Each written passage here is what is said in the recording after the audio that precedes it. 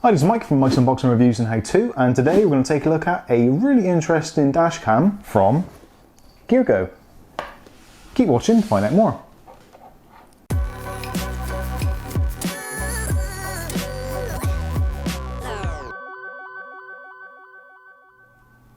Okay, so let's take a look at this dash cam from Geargo. Now this camera is $39.99 on Amazon, which is a pretty good price for a dash cam, but this one's got a few extra features which not all dash cams have, especially at that sort of price. The features that are built into this would often cost considerably more, especially if you go to places like Halfords, etc. and look at the ranges they've got there. The features that are on this, you'd be looking upwards of £100. So anyway, I'm not going to bore you to death with that. Let's have a look and see what we actually get in the box. Now, in the interest of clarity, I have actually opened this and used it and tried it, but I wanted to give you the unboxing experience so you can see what you actually get in the box when you buy one. So first of all, you get a thank you from Geargo for purchasing one of their products. You get a rather nice leaflet or instruction manual telling you how all the bits and pieces work and how to control the menus, etc., which we'll come on to in a little bit because you probably will need to have a quick read of that before you use this, just so you don't get completely confused. Now it is relatively straightforward. Let's get that straight out of the way. This can be used completely as a kind of plug-and-play device. So literally hook it up to some power, stick it on your windshield, put your keys in the ignition and just drive away. And that is all you need to do. But if you like to tinker, there's a few more things you can do to make it a little bit more of an interesting product. So anyway, let's have a look at the camera itself first of all. Now this actually looks like an actual handheld digital camera from years ago.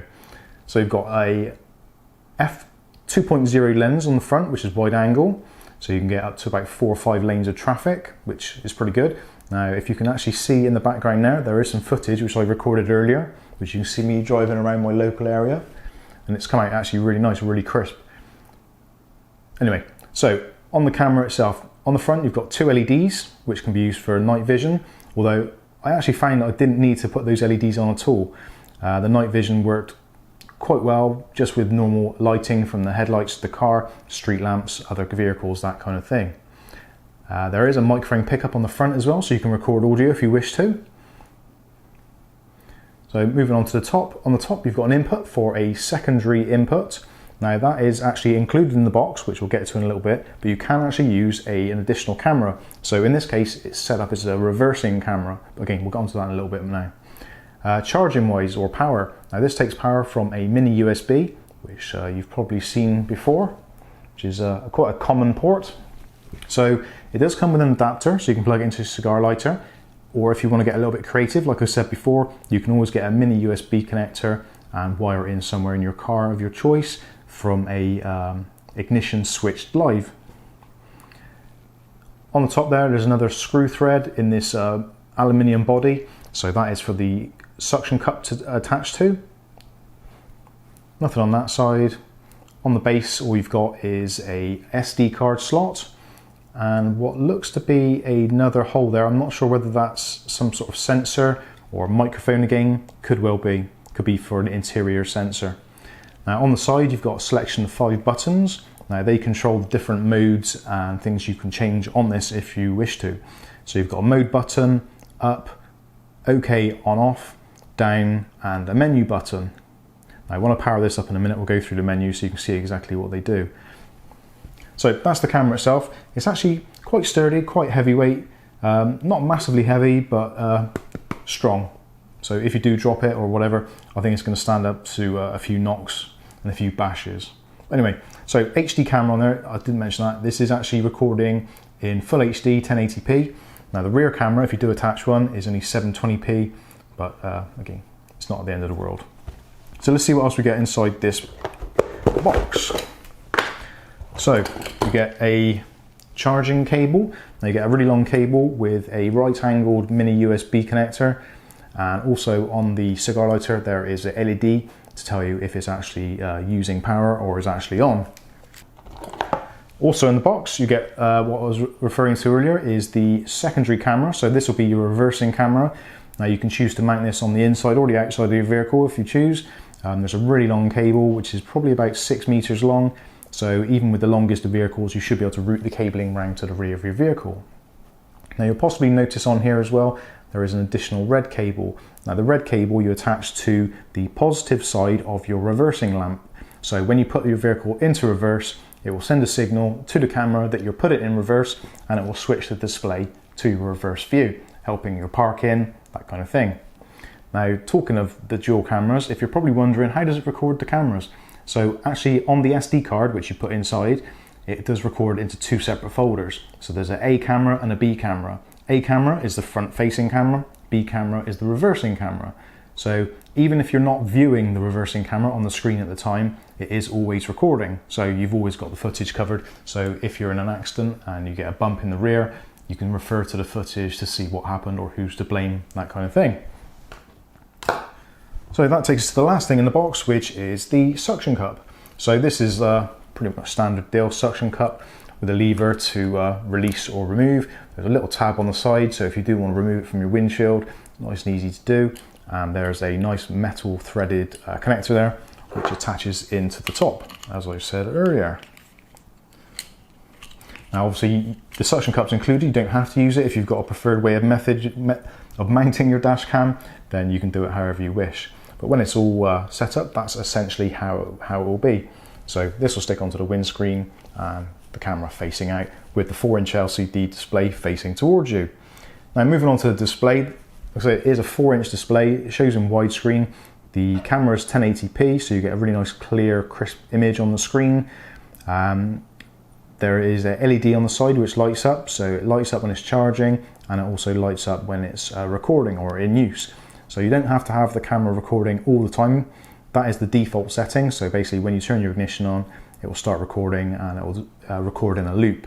Now, depending on the size of your SD card, you can put in an SD card from 8 gigabytes up to 32 gigabytes. Depending on the size of your card, it will depend on the size of your video footage. So essentially it will loop in either 1, 2, 5 or 10 minute segments, I believe. So you can just keep on recording. If there is an accident and it senses any sort of gravity shocks or anything like that, you can actually perform in the menu, then it will actually lock that particular piece of footage so it won't be overwritten, because basically it will just keep on over and over and over, just recording as you're driving on your daily thing. So anyway, that's enough of that. Let's have a look at the menu and we'll get this powered up and I'll show you what the menu features are and what they do. Now in this instance, obviously I'm not in my vehicle, so it's easier to film actually in here. So I'm using a power bank to power it, but it will work in pretty much the same principle as it would if you were turning on your ignition. So with the power bank on, when I connect the power, this will be in effect you turning your ignition on. So when you do that, after a few seconds, get the Geargo logo up and it will automatically start going into record mode. Now you can probably just about make it out there, but there is actually a recording icon or notification in the top corner. Hopefully you can see that. And so that's the sort of footage you're going to get, which is really cool. So in the menu, like I said before, there's various options. So actually I'll start from the top button. So the top button, first of all, the mode button goes between the recording mode. So the mode button switches between the different views. So if you have the secondary camera connected, it will show you the rear view, and it goes through, there is actually like a picture in picture, which I'll hopefully be showing you from other clips I've taken earlier.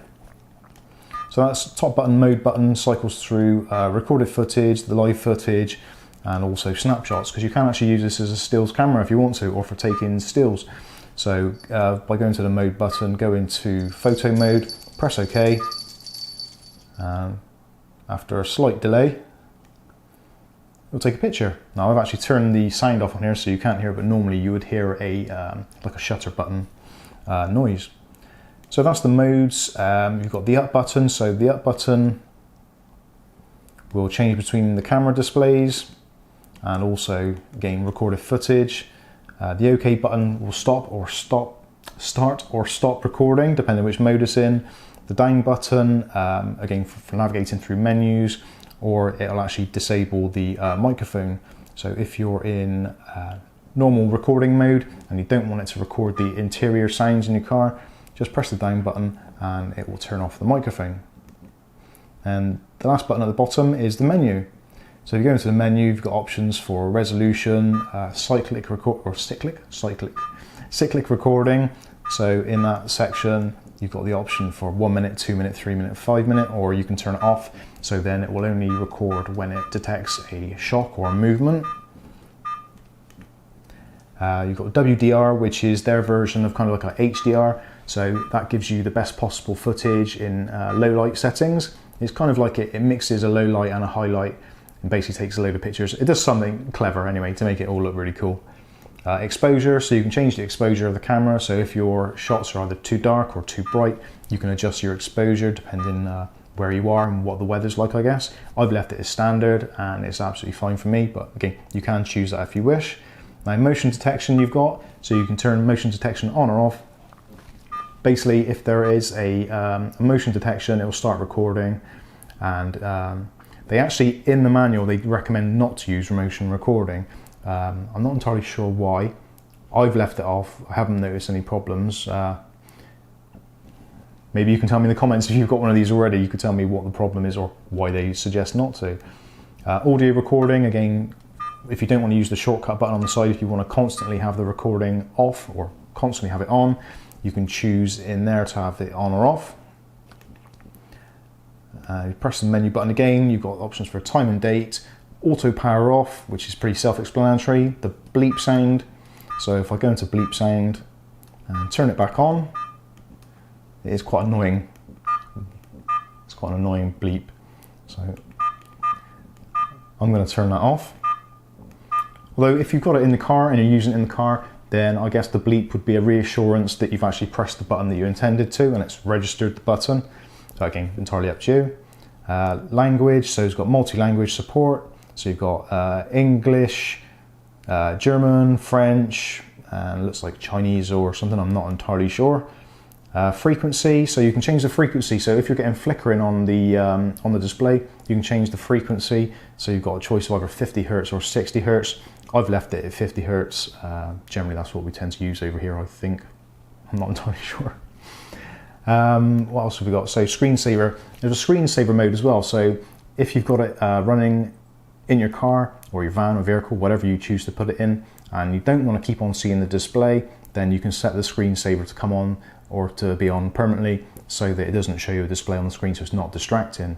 I personally like to see it on just so I know it's working, and also it serves as a kind of deterrent for other people, other road users, when they see one of these dash cams in your front windscreen.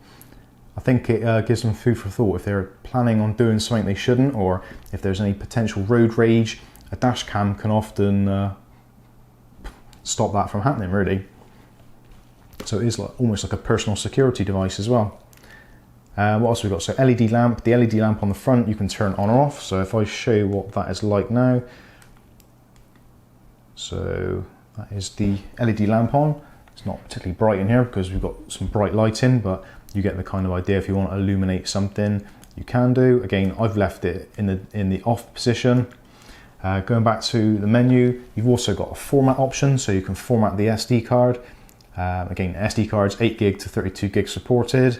And the last thing on the menu is default settings. So if you've done something wrong, or your settings are wrong, or it's just misbehaving, you can just refresh it back to the default setting.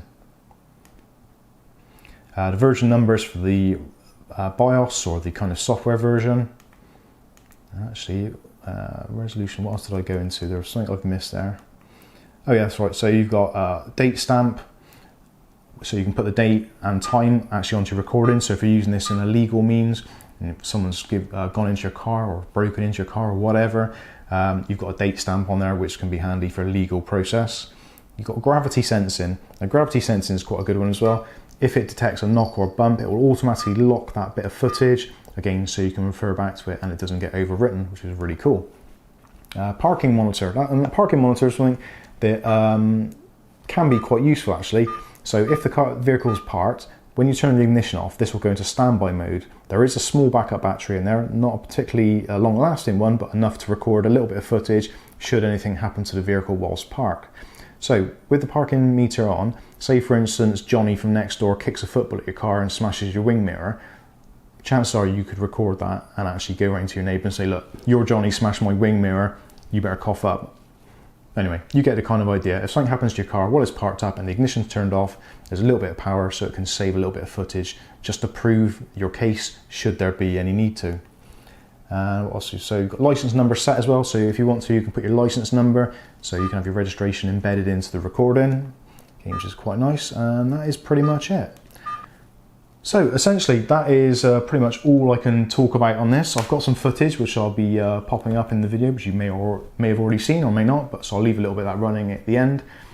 Sorry this video has been a little bit long, but there are quite a few features on this and a few nice extra features which I wanted to go into. Again, like the additional camera. Again, if you think that there's enough on this that you don't need the reverse camera, then fine, you don't need to connect it. But if you want to get a little bit more involved, a little bit more creative, and you want that benefit of having the reversing camera, and you don't mind messing around with your car electrics to actually wire up the positive side, then this is a great addition. Again, at this sort of price, £40, it's not often you get that kind of thing as an extra.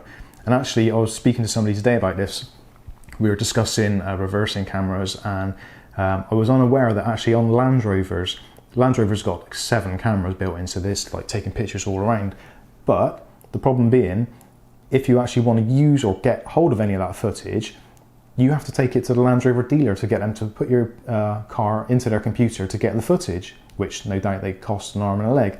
Now, for the sake of £40, you've got complete access to your SD card, which again you can take out, put into your PC. You can actually use the micro USB cable if you've got one, plug this into a PC or a laptop or whatever. You can use it as an actual webcam if you wanted to, but you can also use it as a storage device, so you can actually take your footage off via that means if you haven't got an SD card reader. But I've done it in a couple of different methods. I plugged it into the computer, transferred it from the device. I've also taken it off the SD card, so there's loads and loads of flexibility there. It covers pretty much all the bases that I could possibly want. And it also gives you a nice little sense of security in the car while you're driving. So there's a lot of nutters on the road these days, and there is a tendency, especially in the darker months, for knocks and bumps and arguments to occur. So if you've got a dash cam in your car, at least if anything does go wrong or does happen, you've got it recorded and you can use it as evidence. That's pretty much it. I'm really impressed with this. For the money, it's excellent. The features are great. Now, I'm kind of in between cars at the moment. I'm on the verge of getting a different car, so that's why I haven't installed this properly to give you the full SP on it, but I may well do that in a follow-up video when I get the new car. So, I've been Mike. This is Mike's Unboxing Reviews in Area 2. This has been the actually pretty cool, but pretty mundane Geargo Dashcam. If you've got any questions, stick them in the section below, but in the meantime, thanks for watching. See you in the next one.